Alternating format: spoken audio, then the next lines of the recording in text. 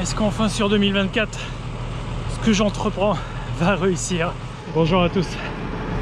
Semis de blé dans des chaumes de tournesol, un champ,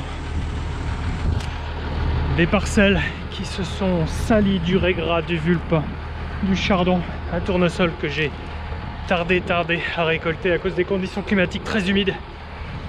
Et bon, voilà, c'est comme ça. Et là, cette année, les conditions pour semer le blé sont toujours humides. Alors cette fois-ci, c'est semi-direct, quelque chose que j'ai jamais fait, que papa avait jamais fait, semi-direct sur les chaumes, et ça va pas trop mal. Là, on est au plus sale de la parcelle. Il y a 34-35 hectares à faire. C'est la plus grande, c'est le plus grand parcellaire regroupé au même endroit. C'est un petit peu alambiqué, mais c'est une seule et même parcelle. C'est pas jojo, faut pas y regarder de trop près.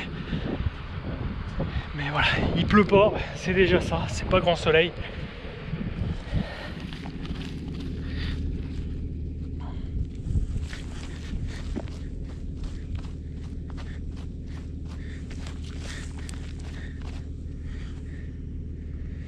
Voilà. C'est pas régulier, mais je force, je mets 300 grammes au mètre carré. D'habitude j'en mets 250 ici, 240 parfois, mais là les conditions sont pas bonnes. C'est pas très fin, mais je mets assez creux. Je mise sur le fait qu'il ne pleuve pas. Ça semble ne pas vouloir pleuvoir dans les 15 jours, parce que s'il pleut là-dessus, la graine va pourrir, va se faire ensevelir. Voilà, on continue de faire des paris.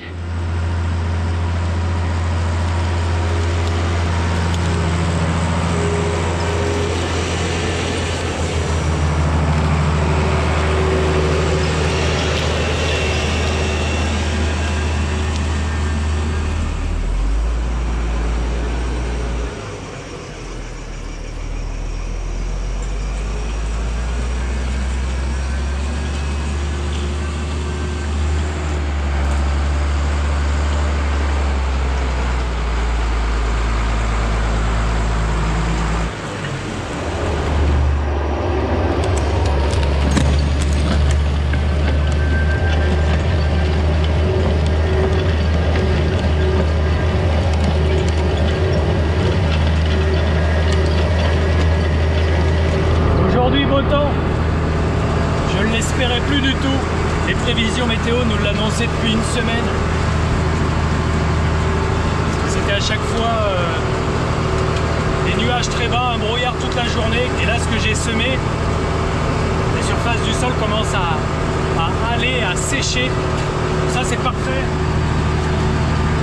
Si ça pouvait sécher comme ça toute la journée, puis demain aussi, même si ça fait pas encore soleil, franchement demain, c'est pas de la pluie, donc c'est cool, ça va sécher. Un semis dans des limos comme ça qui se referment à cause de la pluie dans les heures qui suivent, c'est vraiment pas bon. La graine a du mal à faire surface, à s'enraciner, ça pitrouille. On part vraiment sur une très mauvaise base. Que là, je peux espérer partir sur une base plus ou moins acceptable.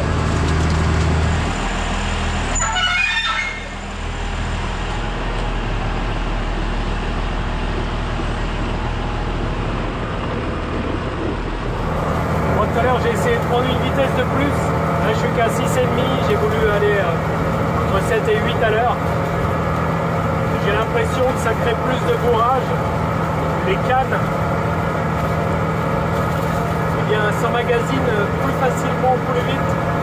Alors ça sème, mais si je dois faire des reculades pour débourrer un petit peu souvent, eh bien je vais pas gagner mon temps. Là je vais pas trop vite. Des fois ça fait quelques petites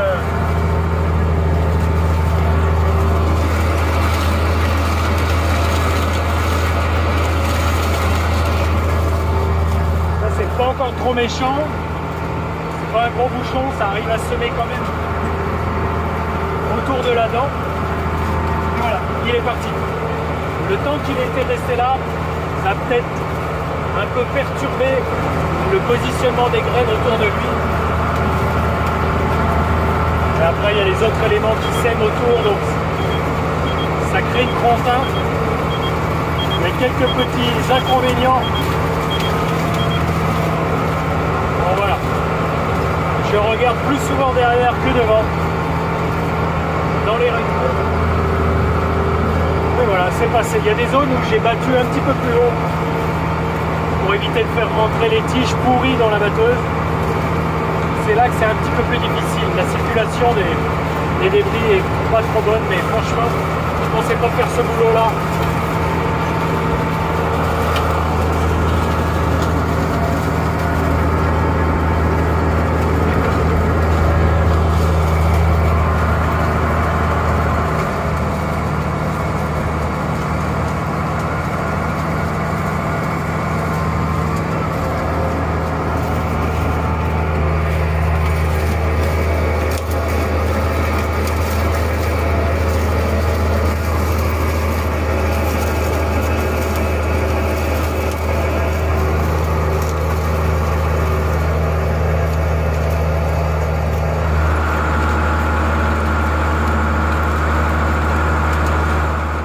À droite ça a semé, à gauche c'est fait. Vous voyez là j'ai bourré tout à l'heure.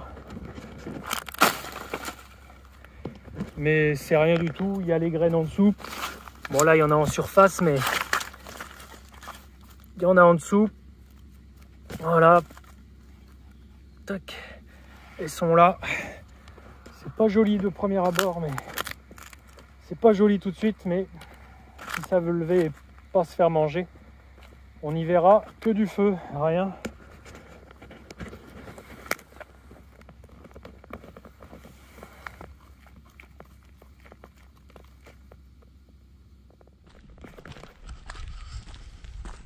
Pas du tout la même météo ce matin. C'est annoncé couvert toute la journée. Bon, ça devrait pas m'empêcher de semer.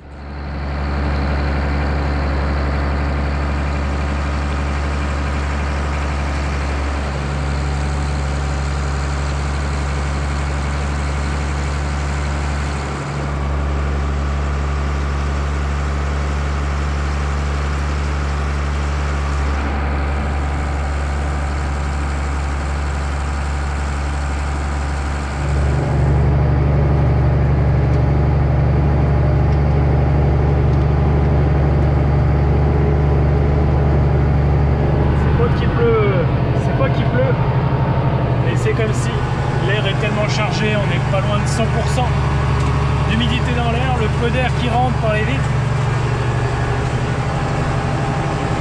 C'est peut-être pas bien visible à l'écran, mais les plastiques sont tout humides, ils noircissent.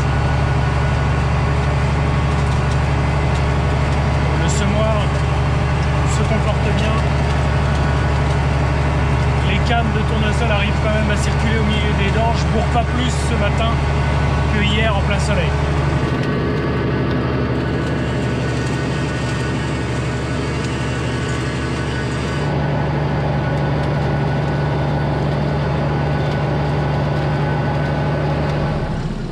Là j'ai fait la chinte, la bordure, le bout de champ, et ça m'a fait rouler sur une zone.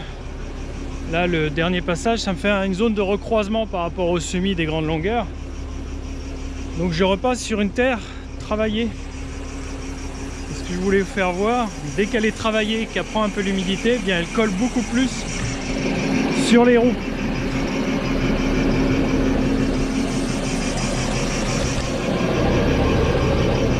Là, c'est les roues qui servent à gérer la profondeur de travail du semoir et de la position des graines. C'est ça le gros inconvénient de un temps humide, c'est que ça pâte les outils, ça change leur réglage, ça change le diamètre des roues, et parfois les roues, eh bien elles se remplissent, elles se bloquent, on traîne l'outil et il faut arrêter le boulot.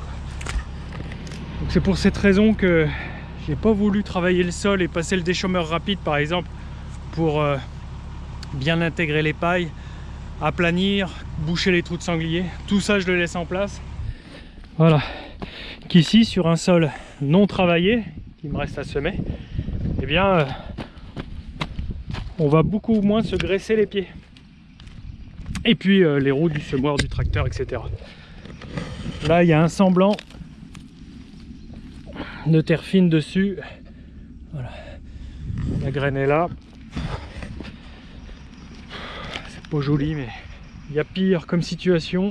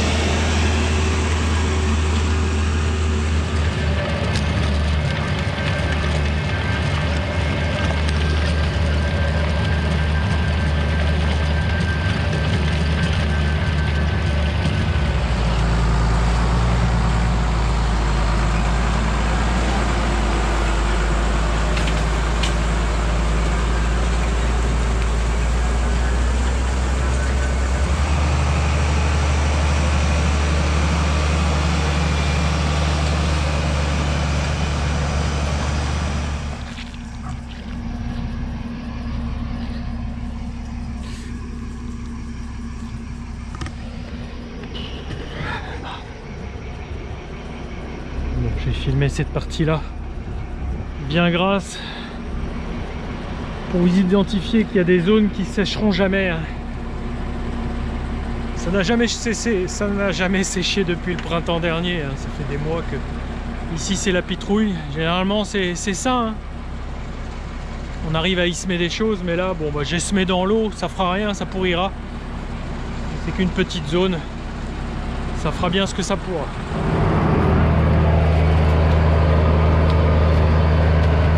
Par rapport au rang de tournesol, je prends un léger biais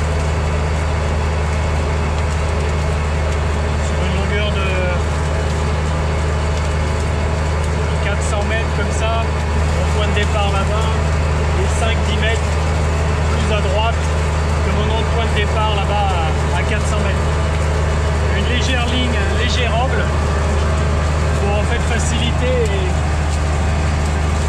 donner au semoir à ne pas toujours être confronté au même rang. Imaginons qu'il y a un rang de tournesol, il y a un rang qui est plus difficile à intégrer par le semoir et qui peine à faire circuler. Créer ce décalage comme ça fait se décaler la canne de tournesol sur d'autres parties du semoir. Ça ne fait pas apporter la même contrainte de végétaux au semoir.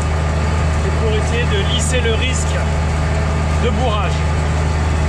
Après quand ça veut bourrer, ça bourre. Et là depuis ce matin, alors en 5 heures de temps, j'ai bourré qu'une fois tout à l'heure. Alors c'était sûrement, ça se trouve que c'était une zone où ça avait bourré avec la batteuse. J'avais pas fait gaffe, mais en récoltant sur une des extrémités, sur les protecteurs, ça s'est emmagasiné. Puis j'ai pas pu faire passer cet amas de végétaux dans la batteuse. Et j'ai laissé ça par terre et ça fait beaucoup de débris d'un coup pour le semoir à digérer.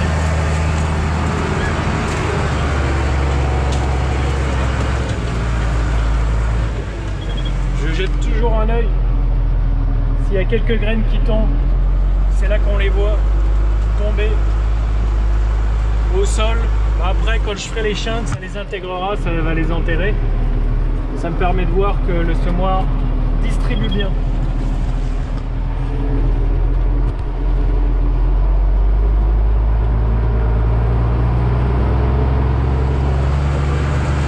L'autoguidage est vraiment formidable.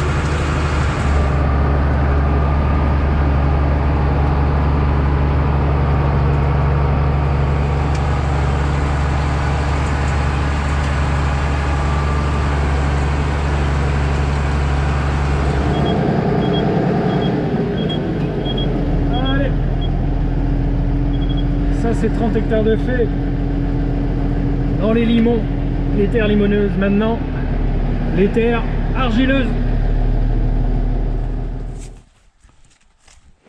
Ben, là je rends visite à une parcelle que j'aimerais bien semer en blé, mais depuis des semaines elle est impraticable en tracteur. J'avais pu la pratiquer pour travailler le sol.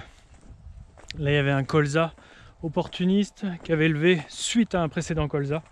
Donc j'y ai passé les dents pour ouvrir ce sol perrucheux qui a tendance à se compacter puis à se refermer. Donc j'avais passé les dents, ensuite puis avancé un coup de déchemeur rapide pour intégrer toutes les mauvaises herbes qui avaient pu pousser au milieu du colza. C'était pas joli. Donc j'ai travaillé le sol, je l'ai soufflé et évidemment ça m'aide pas à pouvoir revenir et rendre le champ praticable. Plus on le mouvemente, plus quand il est imbibé d'eau et humide, et bah, plus on risque de s'embourber. Si on le touche pas, il y a beaucoup plus de chances de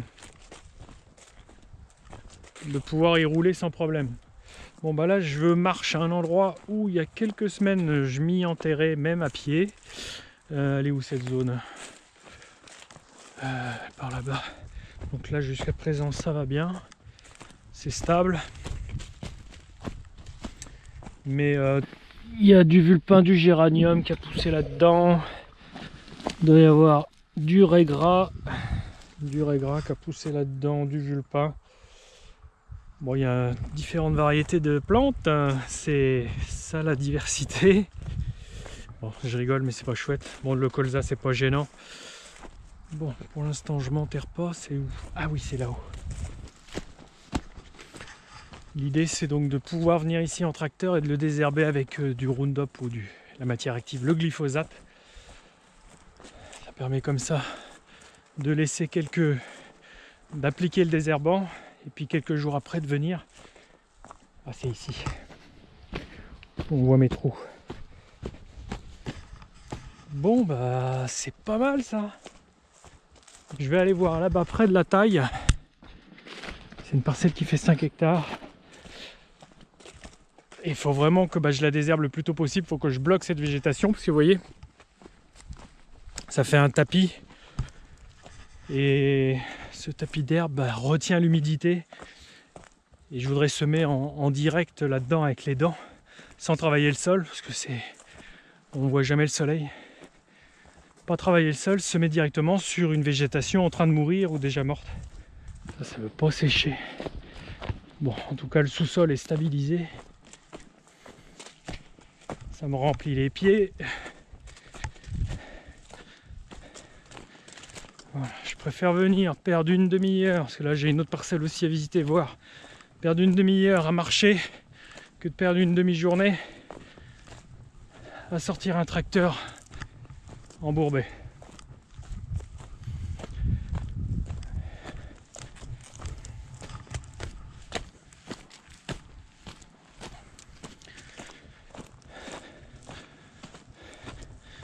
Bon là le semoradent, en l'état actuel de la végétation, si je venais tout de suite là, il se débrouillerait, hein, ça va pas bourrer. C'est surtout, faut que je bloque cette végétation si sur le mois de novembre je veux semer. Et là il y a 15 jours de pas de pluie d'annoncer, donc la fenêtre est là. Allez, qu'est-ce que ça s'est enherbé. Il n'y avait pourtant plus grand chose. Bon là je sais qu'historiquement c'est mou, mais aujourd'hui ça ne l'est pas. Ça c'est cool, une bonne nouvelle. On va peut-être avoir des bonnes surprises cette année quand même. Ça c'est validé. Je vais pouvoir venir ici désherber.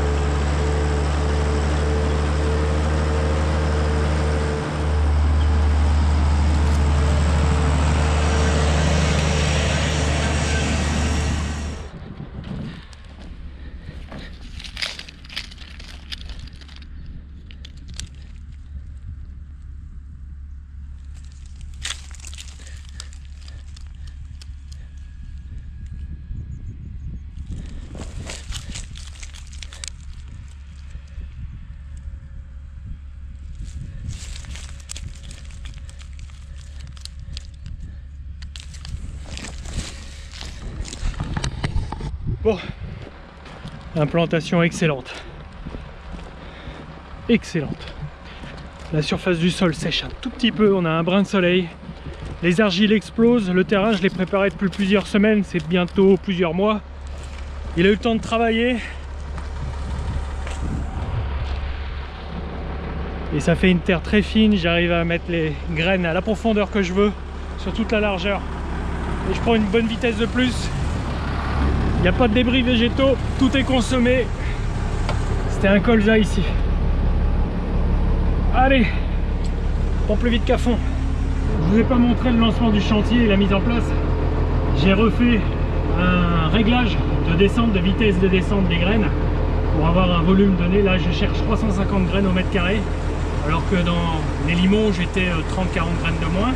Ici dans les argiles, plus de cailloux, on a plus de pertes à la levée. Il y a un peu plus de limaces aussi. Donc voilà, ça c'est fait. Allez go.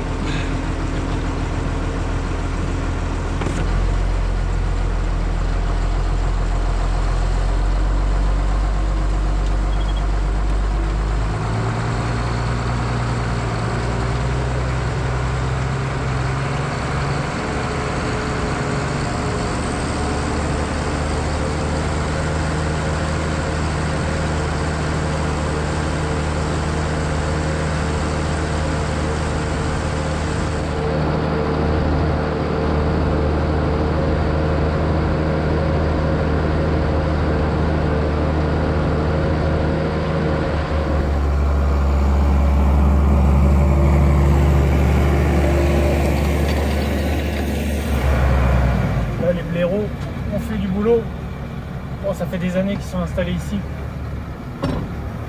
Ils font des trous plus gros que les sangliers.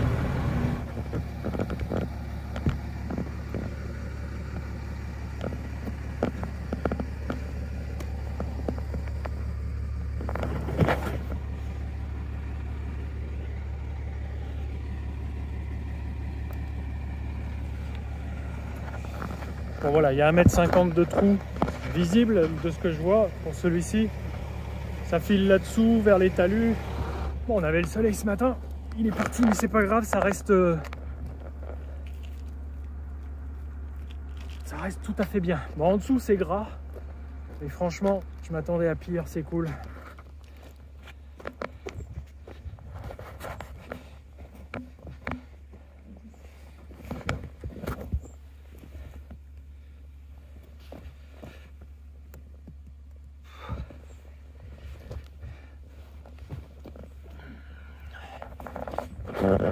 Bon, je vais pas rouler trop près. Des fois, quand on roule au-dessus de la galerie, ça s'affaisse. Bon, c'est pas non plus des mètres cubes et des mètres cubes. Mais bon, je veux pas se mettre exactement près du trou. Bon, à part les trous, ils font pas de dégâts dans les cultures. Les miennes, disons. Ils font du dégât, surtout dans les maïs des voisins. Et dans nos maïs, quand on en a eu fait. Puis là, ça c'est le sanglier.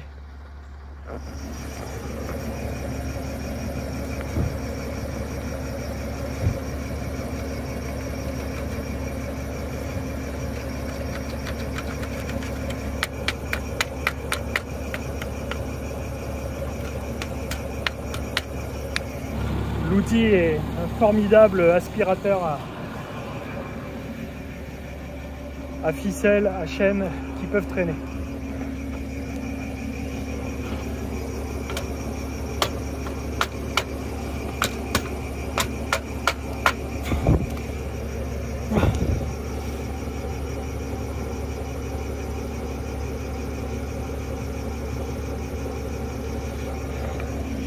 C'est un trésor.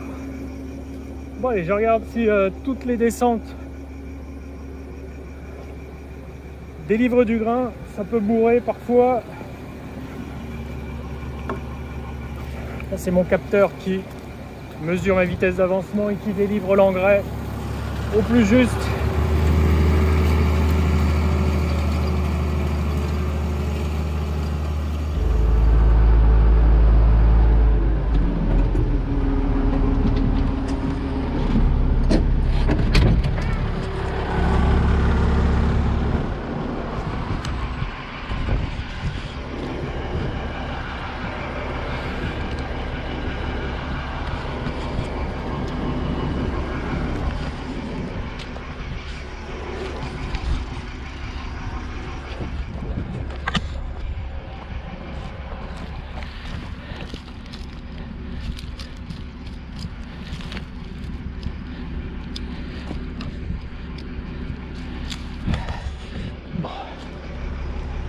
Ça colle un peu plus ici,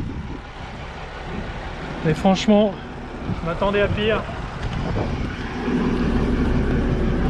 Les roues se remplissent un petit peu, ça a bien séché quand même. Franchement c'est chouette.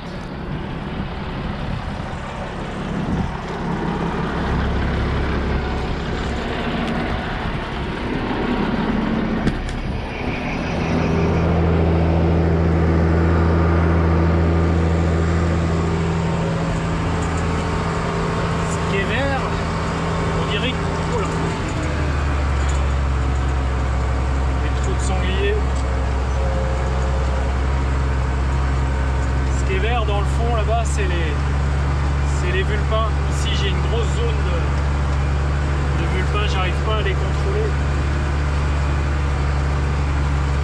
J'ai eu beau faire du colza, pourtant on arrive à le maîtriser dans cette culture de colza. Il y en a toujours autant. Et bon bah là j'ai pu le désherber avec un glyphosate il y a quelques jours. Ça va crever. Et on le verra pas dans le blé, cette mauvaise herbe. Essayer de faire les bouts de champ, les coins avant la nuit. J'ai beau avoir des beaux projecteurs à LED. La connerie est plus vite faite dans le noir, il y a des haies, il y a des coins, il y a des talus, il y a tout ici. Si je peux le faire avant que ça tombe et je suis à l'intérieur du champ après.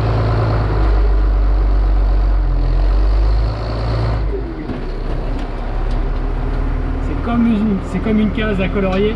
On fait d'abord les bords, les tours et ensuite on remplit.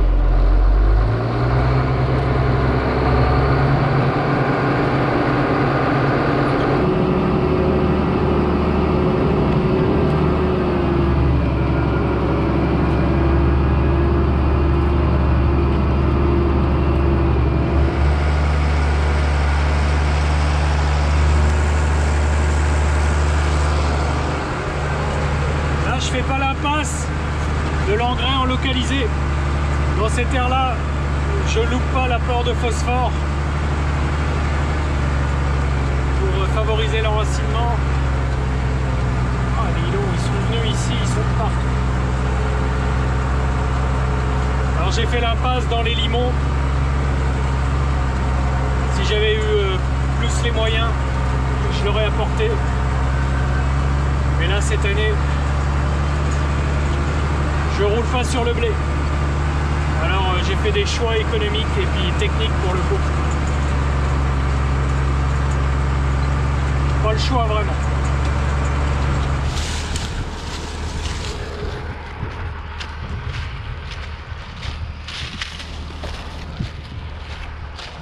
Ça se voyait pas, mais finalement il y en a un peu partout.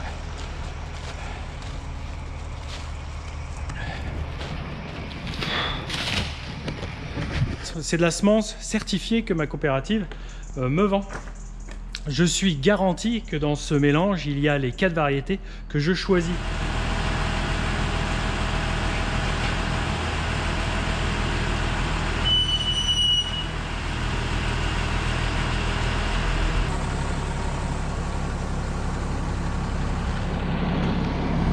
Bon, ce matin, c'est pas le temps qui m'arrange. Ce brouillard humidifie la surface de l'argile.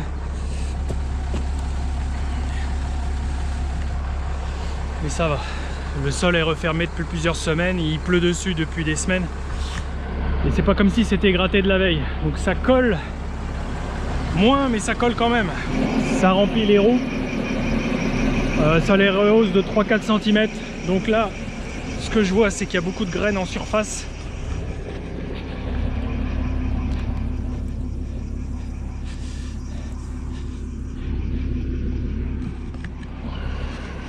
C'est vraiment gras, hein. Là on est dans la terre la plus argileuse de la ferme. Et ça vaut le coup quand même d'essayer.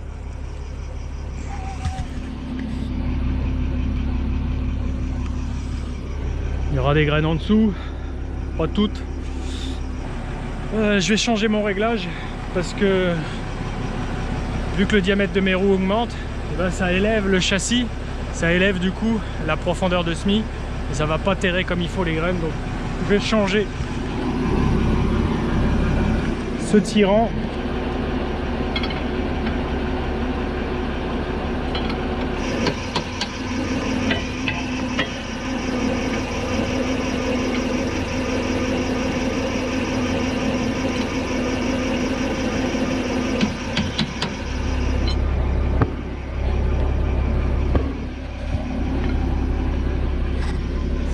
Ça graisse comme on dit.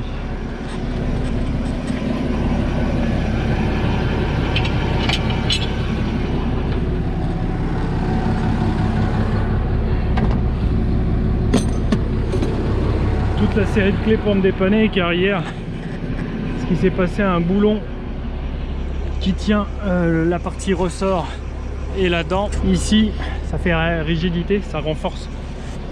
La pression sur la dent avait sauté, donc quand c'est pas des dents qui cassent, c'est les fixations, c'est la boulonnerie.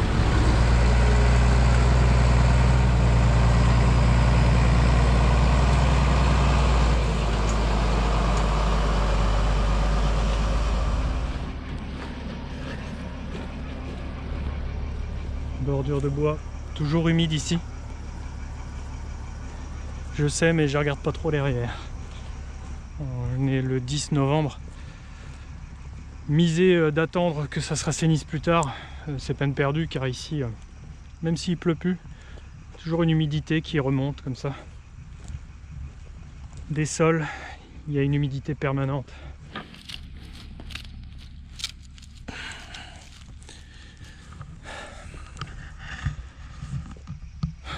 Pas terrible.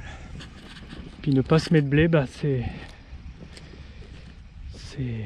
passer à côté d'une production d'une culture qui sur la ferme bien me crée du revenu. Les autres cultures c'est toujours plus compliqué, ça fait partie avec le colza, quand il est réussi évidemment, qui me paye,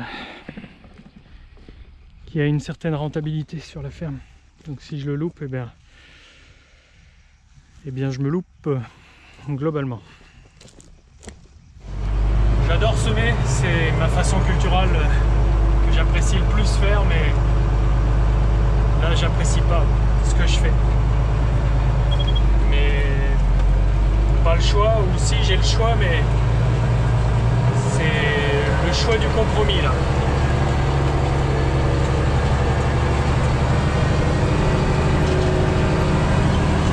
Soit j'insiste, je force et j'essaye de faire un blé moyen, ou on ne sait pas, catastrophique ou peut-être excellent, on verra. Parce que là j'arrive à recouvrir à peu près toutes les graines. On va voir comment est la météo dans les semaines à venir. Soit je fais ça, je force, ou je fais rien. Et je suis sûr d'avoir un échec de ne pas faire de blé. Je vais rebondir après sur une culture de printemps.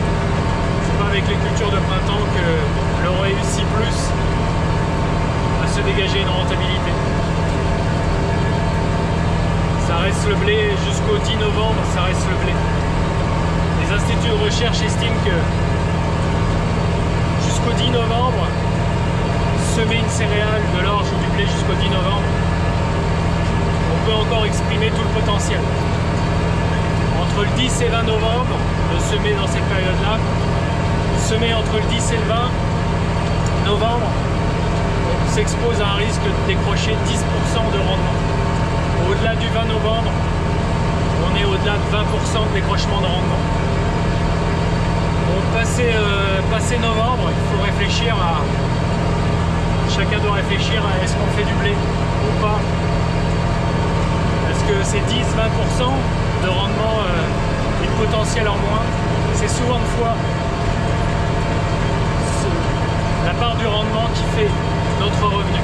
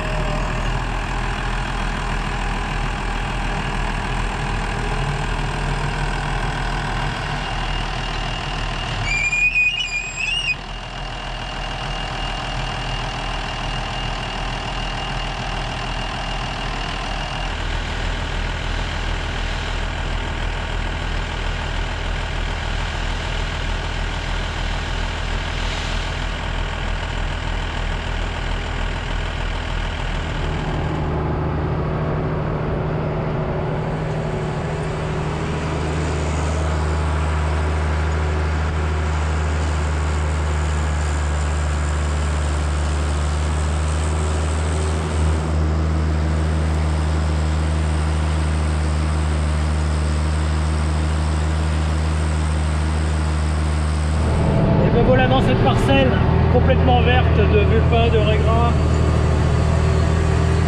de géranium, de repousse de tourne de colza. Je sème en direct dedans. Le sol, je vous l'ai dit, il avait été travaillé bien en amont. Ensuite il s'est sali et j'ai passé il y a quelques jours, comme je vous l'ai dit, un désherbant total. Ça m'évite comme ça de travailler le sol. soit travailler le sol pour désherber, soit des herbages chimiques, pour pas que ces herbes finissent dans la culture du blé que je suis en train de semer. Donc là c'est pas très joli. Bon, un petit peu plus après mon passage à gauche, ça commence à ressembler à quelque chose.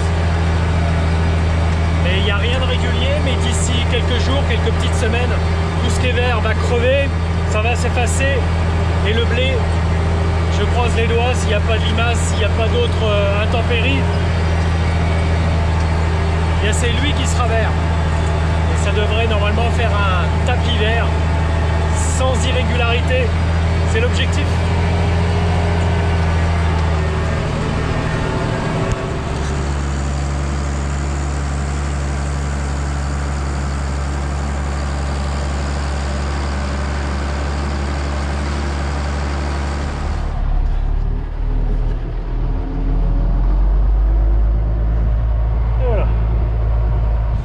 Ouvert, fini.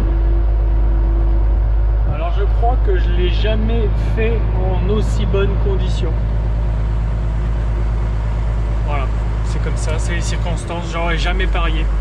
Quand on s'attend à, et je vous le dis de temps en temps, quand on s'attend à que ça se passe bien, on a la surprise, la mauvaise surprise que ça se passe mal. Et puis quand on s'attend au pire, eh bien on a des bonnes surprises parfois.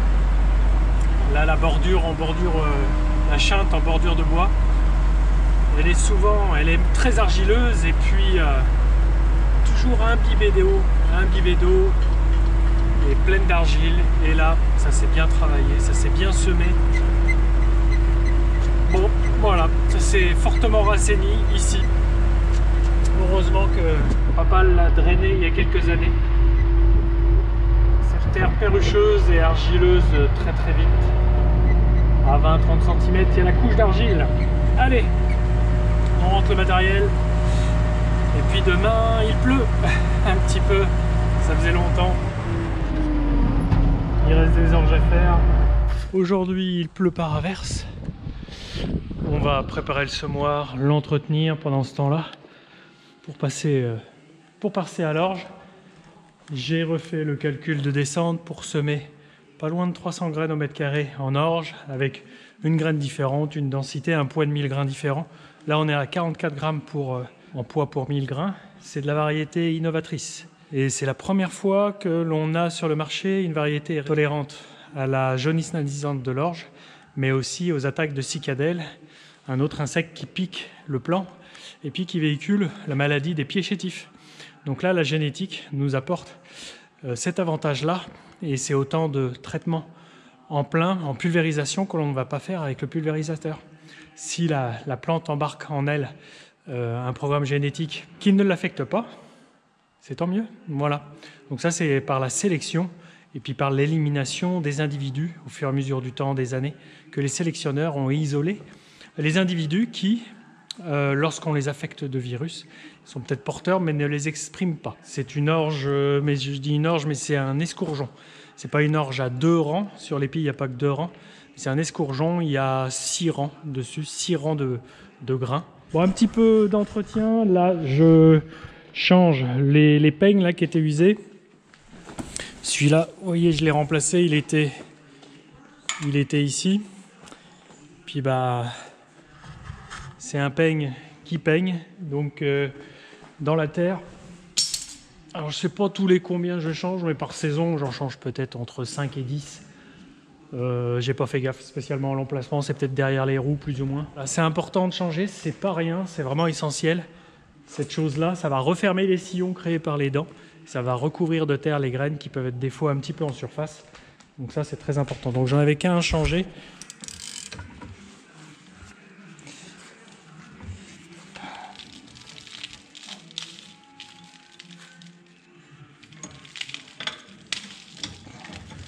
Et voilà, il y a juste à tourner là-dedans. Elle peut s'user encore une fois ici. Ça peut s'user, hop, jusque là. Allez, on fait ça et je suis prêt pour demain.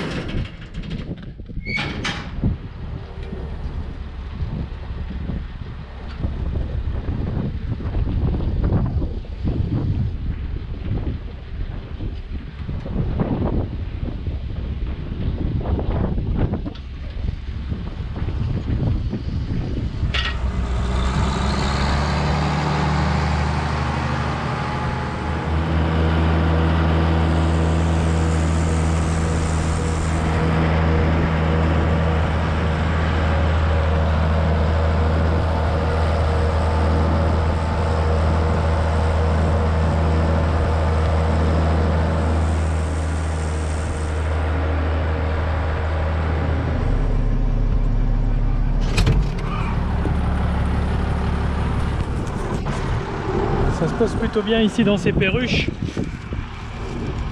Ces terres sableuses et puis légèrement caillouteuses, petits cailloux. Il y avait un blé ici.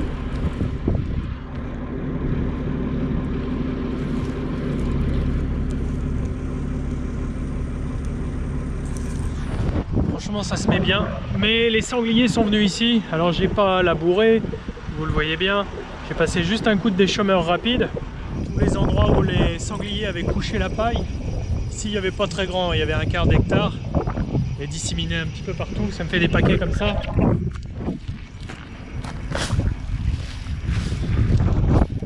Donc je me reprends, je recule parce que le semoir ça le fait bourrer. Il positionne pas les graines comme il faut. Et me voici dans la Févrole, dans ces terres limoneuses, caillouteuses à silex, où il y avait une orge cet été qui avait produit une trentaine de quintaux. Il n'y a pas beaucoup de paille. J'avais laissé les pailles comme ça vieillir durant tout l'été, le début de l'automne. Il y a un petit mois de ça, je suis venu passer un coup de déchômeur rapide, car il y avait de la mauvaise herbe qui était détruite au glyphosate, mais ça faisait une abondance de mauvaise herbe.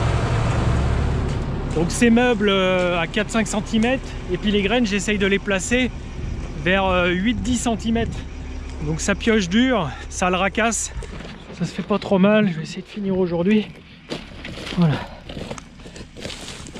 Je viens semer là-dessus, il y a eu très peu de préparation de sol à vrai dire. Et ça se sème pas trop mal, ça bourre pas. Ça colle un petit peu aux roues parce que l'ambiance bien molle, bien humide, fait pâter tout ça.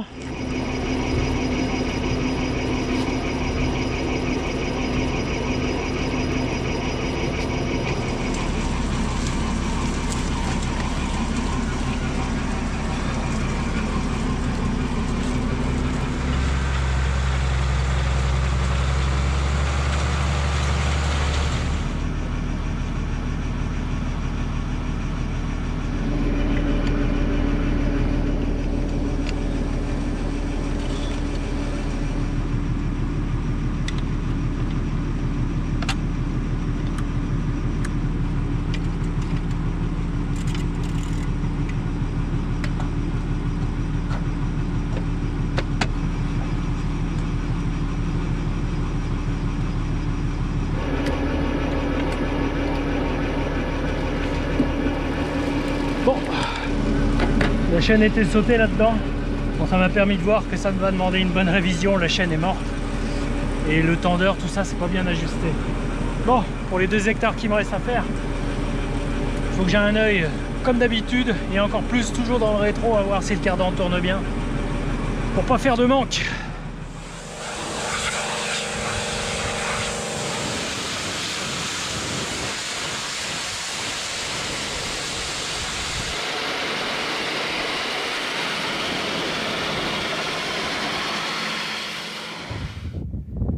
Nous sommes entre 2 et 3 semaines après le semis. Là dans les terres argileuses, lourdes, et il y a quelques individus, heureusement, qui sortent.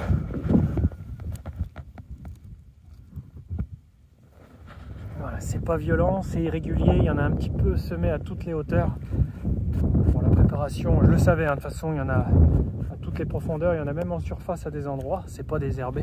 Et j'attends que le blé ait 1 à 2 feuilles vraies pour désherber. Et là, ce que je vois, et puis c'est comme tous les ans où on met du blé ici, c'est très mangé par les limaces, elles sont très présentes ici, surtout après la culture de colza qu'il y avait ici. On a encore les débris, hein. Et là, vous voyez que c'est rarement à ce point-là, c'est mangé avant même que ça sorte de terre.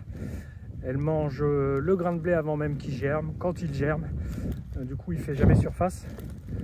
Alors, vu que là, j'ai mis plus de 350 graines au mètre carré, j'ai bon espoir qu'il n'en passe au travers une majorité. Bon, on commence à voir des pieds un petit peu partout, mais grosse vigueur des limaces.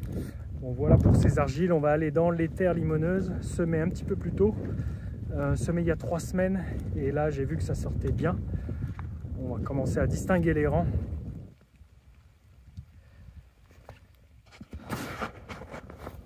Bon, ici c'est beaucoup plus franc, on voit bien les rangs.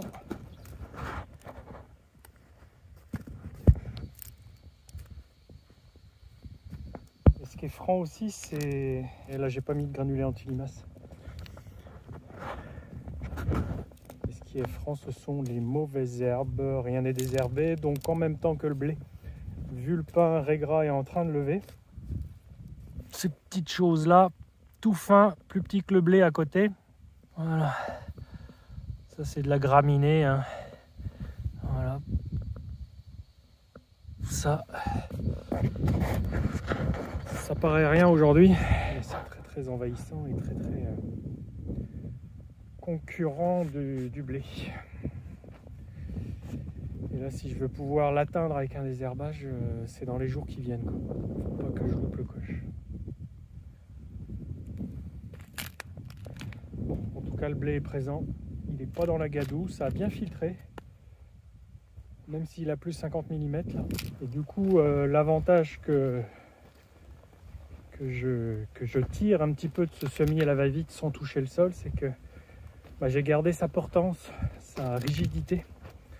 Alors c'est pas top pour l'infiltration des eaux, car ici les limons ont tendance un petit peu à se compacter au fur et à mesure des mois, des pluies. C'est pas pour faciliter l'infiltration des eaux, mais en tout cas ça va me permettre d'être plus habile pour pouvoir intervenir avec le tracteur et le pulvérisateur, de ne pas m'enterrer, de ne pas m'embourber. Que si j'avais passé le chisel à meubli, eh bien c'est beaucoup plus délicat. On est dans un sol qui s'efface sous les roues et on risque de rester planté. Ah, c'est joli cette levée. S'il pouvait faire soleil un peu plus. Bon, difficile encore à voir à la caméra, mais ça commence à faire un petit tapis.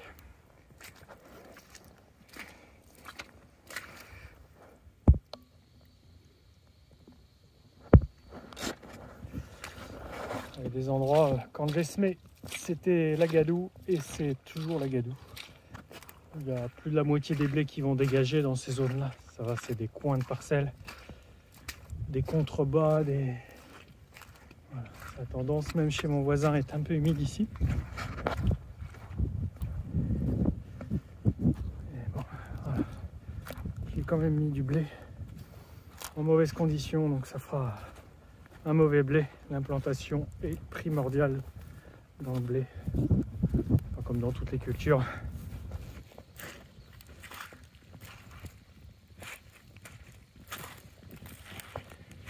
Bon, pour l'orge semée quasiment en direct derrière un blé, on voit les pailles de blé en surface, sol limoneux, perrucheux par endroits, sableux, un petit peu caillouteux. J'ai bien fait, je trouve. De toute façon, là aussi, par la force des choses, de ne pas travailler le sol. Ça laisse un petit mulch de paille en surface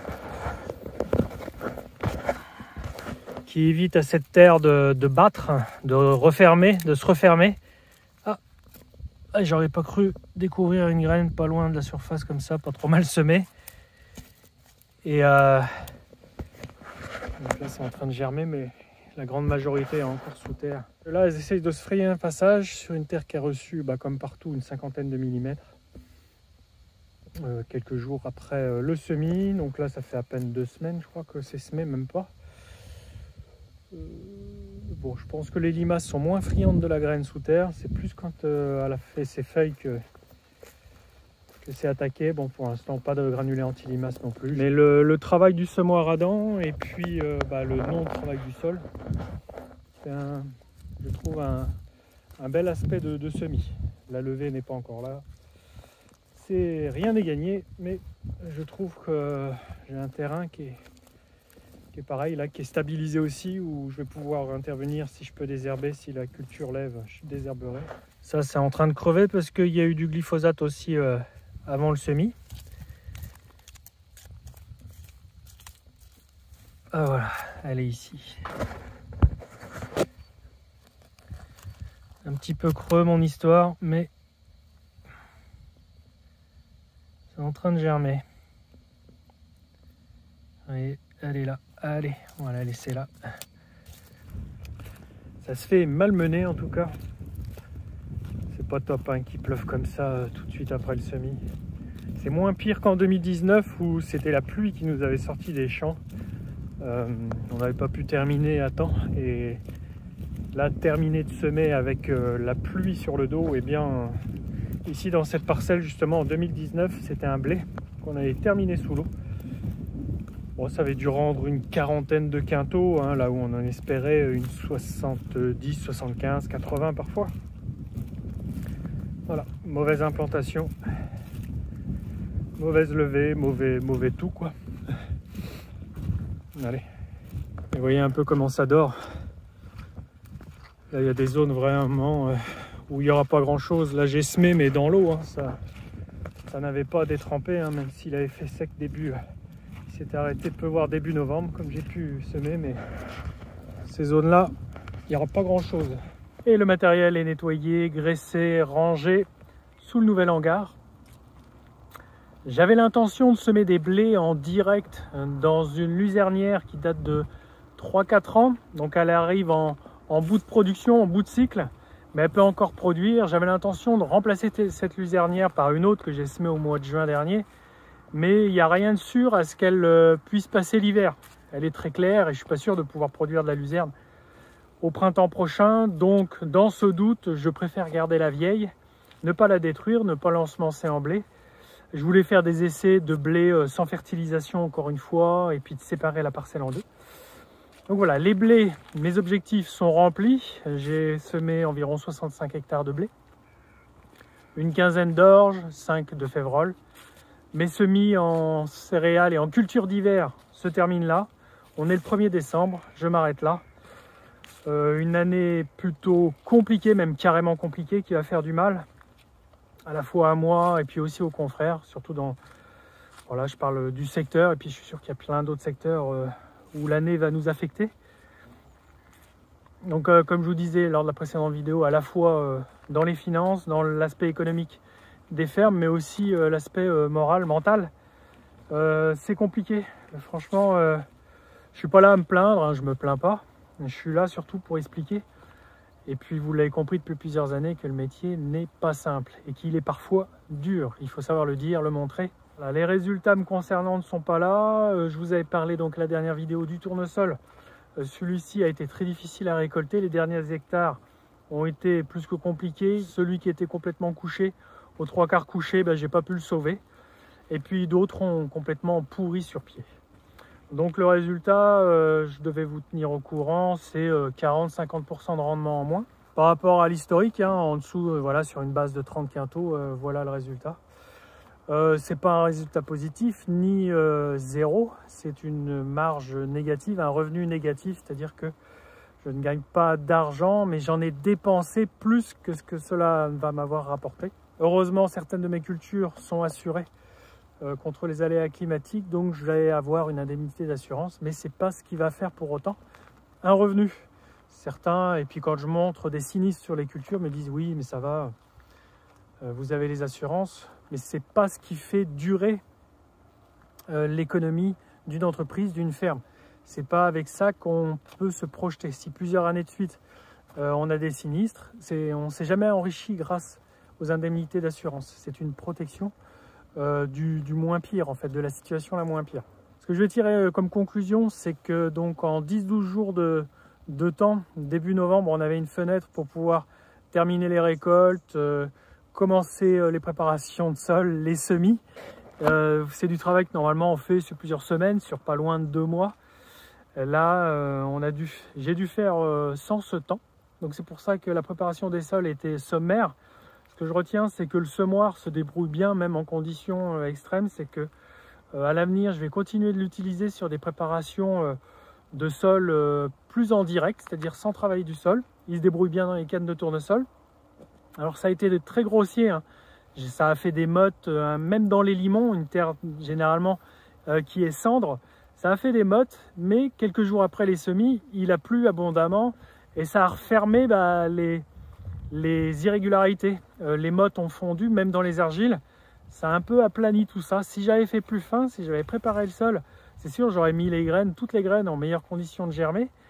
Mais les intempéries m'ont donné raison un petit peu dans l'urgence que j'ai eu à faire tout ça. Ça m'a donné raison, c'est-à-dire que mon semis n'a pas été tout mal. Alors on va voir, hein, tout n'est pas levé.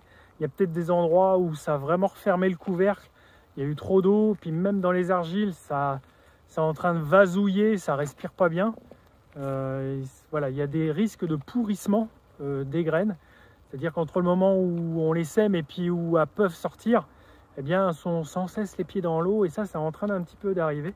J'aime pas que le temps passe vite, comme tout le monde je pense, mais cette année 2024, j'ai hâte qu'elle se termine et qu'on passe à autre chose. Alors il faudra pas l'oublier cette année et se dire que eh bien, ça est arrivé une fois, ça pourra arriver plusieurs fois. Là c'est presque 2 années de suite qui sont compliquées.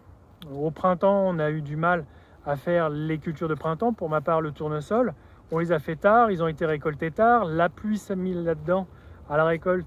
Ça a décalé d'autant plus les récoltes, ça décale d'autant plus les semis des céréales d'hiver. Du coup, ça nous met déjà en position compliquée, c'est-à-dire qu'on n'a pas des implantations optimales et on se met déjà en défaut pour la récolte de l'année prochaine. Donc là, on est quasiment sur 3 saisons qui affectent. Donc vivement que ça se finisse et puis heureusement qu'il y a de l'espoir, c'est ce qui fait tenir et qu'on arrive à retrouver du moral et puis des finances pour se projeter. Voilà, ces situations, c'est la preuve pour moi que c'est un métier, encore une fois, pas simple et puis qu'à la moindre grain de sable, au moindre grain de sable, eh bien, il est exposé. Et puis, on est très exposé aux risques climatiques, aux risques prix. Les prix à la vente de nos productions ne donnent pas beaucoup de marge de manœuvre, beaucoup de marge de sécurité.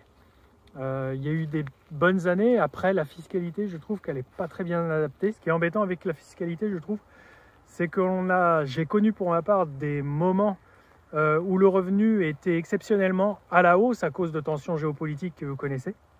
Et ce que je trouve dommage, c'est que ces moments exceptionnels, pas long-termistes, très court-termistes, ces moments exceptionnellement hauts ne mettent pas dans ces moments exceptionnellement bas. C'est-à-dire que je n'ai pas pu mettre de côté des fonds qui auraient pu me servir aujourd'hui à passer le cap.